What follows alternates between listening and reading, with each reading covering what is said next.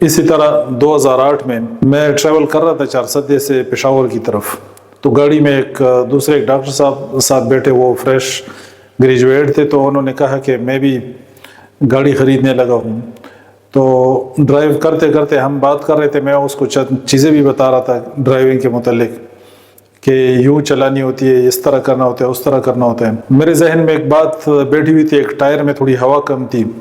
تو میں نے ذہن میں بٹھایا ہوا تھا کہ جہاں پہ مجھے پمپ نظر آئے گا تو وہاں پہ گاڑی روک کے یہ ٹائروں میں ہوا چیک کرنی ہے اور ہوا کو جو ہے نا پورا کرنا ہے۔ یہ میرے ذہن میں ایک بات بیٹھی ہوئی تھی۔ تو ہم چل رہے تھے اور ڈرائیو کر رہے تھے کہ اچانک مجھے ایک پمپ نظر آیا، اور پمپ جب مجھے نظر آیا تو لیفٹ پہ میں نے گاڑی کو تھوڑا سائڈ پہ کرنا چاہا کہ میں پمپ کی طرف جاؤں، وہ ٹائروں میں ہوا چیک کرنے کے لیے۔ بالکل پاس جو ہے نا میرے ساتھ ہی، میں بھی تقریباً 60 کی سپیڈ پہ غالباً ہوں گا اس ٹائم، تو بالکل ساتھ ہی ایک بائک آ رہی تھی جو کہ مجھے مرر میں بھی نظر نہیں آ رہی تھی۔ وہ مرر کے بیچ میں بھی ایک ڈیڈ سپیس بھی ہوتا ہے، جو گاڑی کے اندر جو مرر ہوتا ہے اور سائڈ مرر،